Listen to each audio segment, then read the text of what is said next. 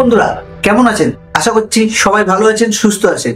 আজ চলে এলাম ICC champions trophy group B একটি গুরুত্বপূর্ণ ম্যাচের আলোচনা নিয়ে।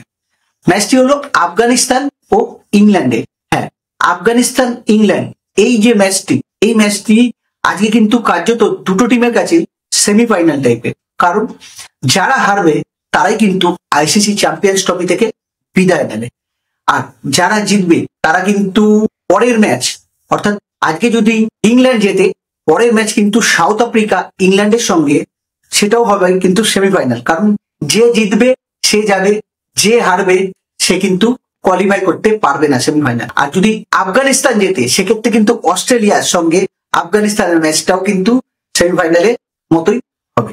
এবারে আসি আফগানিস্তান আর ইংল্যান্ডের এই যে আজকের ম্যাচ, সেই ম্যাচ নিয়ে কিছু বিশ্লেষণ করি, আলোচনা করি।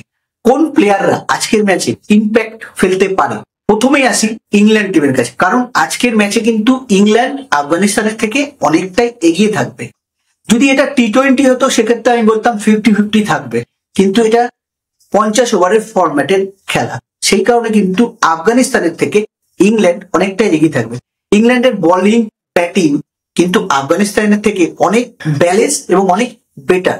হ্যাঁ, আফগানিস্তান যে খারাপ টিম সে কথা বলছি না, কিন্তু ওডিআই ফরম্যাটে আফগানিস্তানের থেকে ইংল্যান্ড অনেকটাই এগিয়ে রয়েছে। আগের দিন আপনারা দেখেছেন ইংল্যান্ডে কিন্তু ব্যাটিং, অসাধারণ ব্যাটিং করেছিল সেই বেন ডাকেট, সঙ্গে আছে Philip Salt, Jos Buttler, Joe Root. Batting line up কিন্তু ইংল্যান্ডের অনেক বেটার, অনেক বেটার। বোলিং এও তাই, জোফার আর্চার আছে ফাস্ট বোলার, মার্ক উড আছে, স্পিনার হিসাবে আদিল রশিদ আছে, লিয়েন লিভিংস্টন যে অলরাউন্ডার, সে কিন্তু স্পিন বলও করতে পারে আবার ব্যাটও করতে পারে। জো রুট কিন্তু ব্যাটিং বোলিং দুটোই এখন কিন্তু জো রুট ভালো ফর্মে রয়েছে। তাই আজকের ম্যাচে আমি ইংল্যান্ডকে অনেকটাই এগিয়ে রাখলাম আফগানিস্তানের থেকে। আফগানিস্তানের টিমেরও কিছু ভালো ভালো প্লেয়ার আছে। বোলিং অলরাউন্ডার রাশিদ খান আছে, তারপরে ব্যাটিং এ গুরবাজ আছে, রহমত শাহ আগের দিন কিন্তু ভালো ব্যাটিং করেছে, রহমত শাহ আছে।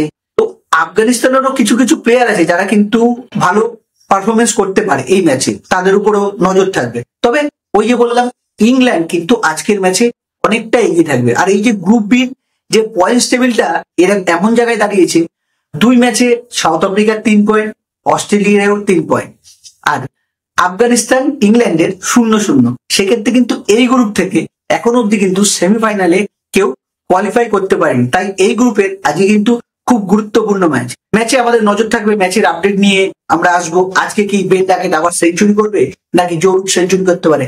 রাহমুল্লাহ গুরবাজ যে আগের ম্যাচে খেলতে পারেনি, সে কি আজকে ফর্মে ফিরতে পারবে? রাশিদ খান যে উইকেট পায়নি, সে কি আজকে উইকেট পাবে?